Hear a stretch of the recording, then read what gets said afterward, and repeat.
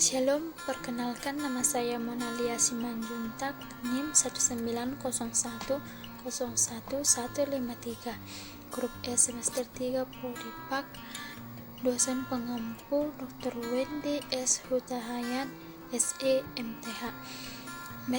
Perkenalkan, nama saya Surtoli Pasaribu, NIM 1901011154, Prodi Pak, Grup E semester 3. Baiklah anak-anak, di sini saya akan menjelaskan pendiri agama Taoisme. Pendiri agama Taoisme. Menurut tradisi, Taoisme berasal dari kata seorang yang bernama Lao Tzu yang dikabarkan lahir kira-kira tahun 640 sebelum Masehi. Beberapa orang menyatakan bahwa beliau hidup 3 abad kemudian dari abad tersebut. Lao Tzu yang dapat diterjemahkan sebagai putra tua, sahabat tua, ataupun sang guru tua. Ini merupakan gelar kecintaan dan penghormatan. Beberapa legenda menceritakan bahwa ia dilahirkan tanpa dosa oleh sebuah meteor yang dikandung oleh ibunya selama 82 tahun dan lahir sebagai tua yang bijaksana dengan rambut yang sudah memutih. Cerita lain menceritakan bahwa ia sebagai laki-laki yang bekerja sebagai pemelihara di arsip negara asalnya di Cina, dan dengan pekerjaannya itu ia hidup secara sederhana dan tidak banyak tuntutan. Perkiraan tentang kepribadiannya hampir seluruhnya didasarkan oleh beberapa buku kecil yang dianggap ditulis beliau sendiri. Dari buku tersebut dianggap oleh beberapa orang pengamat bahwa beliau pasti orang pertama yang kesepian, yang hanyut dalam meditasi okultis personalnya, sedangkan yang lainnya menggambarkan beliau sebagai tetangga abadi yang mempunyai kodrat sama dengan manusia umumnya. Dan kitab suci dari agama Taoisme.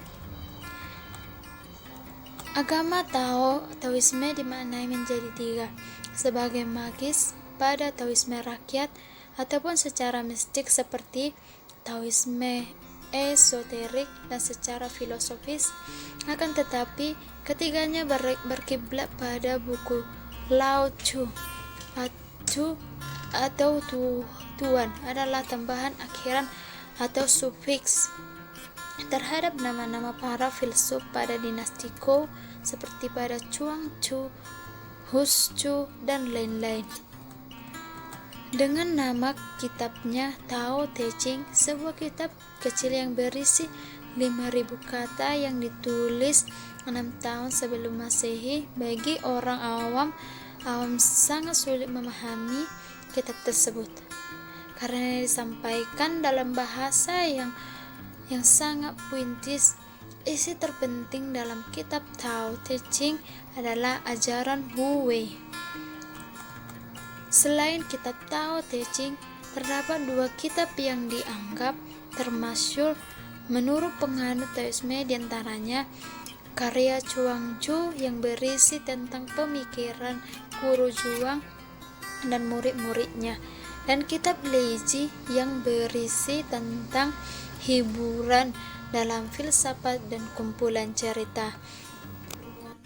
Baiklah anak-anak, di sini saya akan menjelaskan tentang ajaran Taoisme. Ajaran Taoisme ada 4 ajaran tentang agama Taoisme. Yang pertama adalah Dao, yaitu inti ajaran Taoisme yang berarti tidak terbentuk, tidak terlihat, merupakan proses dari kejadian semua benda hidup dan segala yang ada di alam semesta. Yang kedua adalah ajaran Yin dan Yang. Dao melahirkan sesuatu yang disebut Yin, yaitu positif, dan Yang, yaitu negatif. Yin dan Yang saling melengkapi untuk menghasilkan tenaga dan kekuatan. Kekuatan tersebut berasal dari jutaan benda di dunia. Setiap benda di alam semesta, baik berupa benda hidup atau mati, mengandung Yin dan Yang yang saling melengkapi. Yang ketiga, pandangan tentang manusia. Manusia yang sombong melakukan tindakan di luar kemampuan, maka suatu saat ia akan mendapat celaan atau menderita.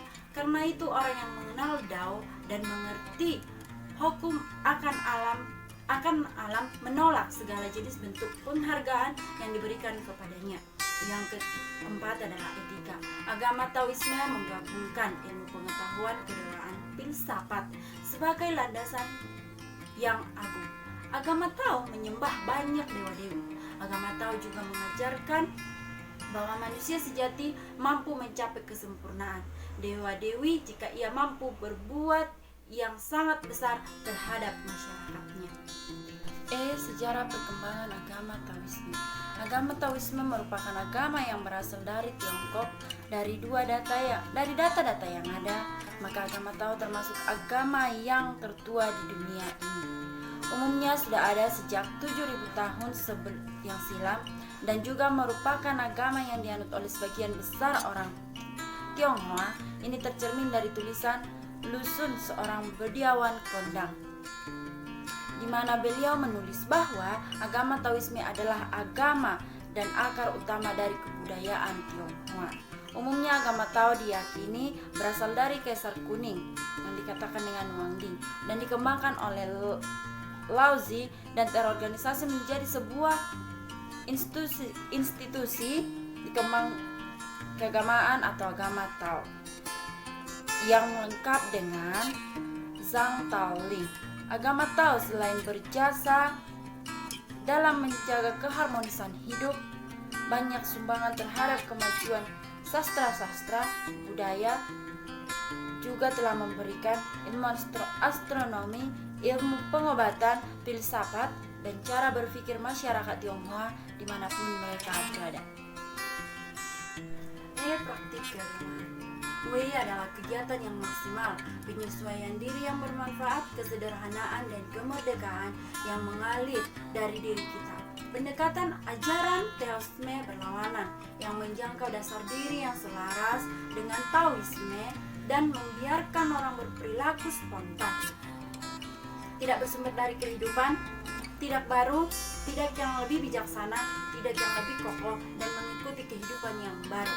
Taoisme Te Ching menjelaskan hal ini secara singkat dan padat. Cara untuk bertindak katanya sederhana adalah dengan hidup.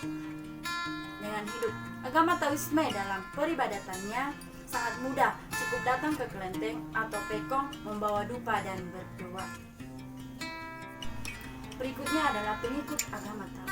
Agama Taoisme menggabungkan ilmu pengetahuan, filsafat, dan kedewaan sebagai dasar kepercayaan. Agama Taoisme banyak menyembah dewa-dewi dalam peribadatannya. Penganut agama ini melaksanakan ibadahnya di kelenteng atau pekong dengan membawa dupa dan berdoa. Agama ini mempunyai kitab suci untuk penganutnya. Dalam menjalankan keberagaman diantaranya adalah Tao Te Ching atau Chuang Tzu dan Lazy.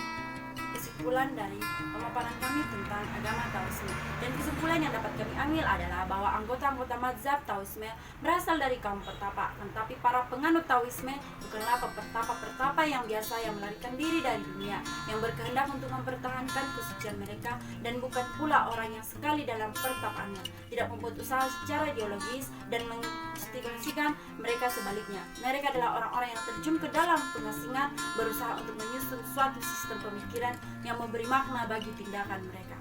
Demikianlah hasil pemaparan kami tentang agama Taoisme. Sekian dan terima kasih. Shalom.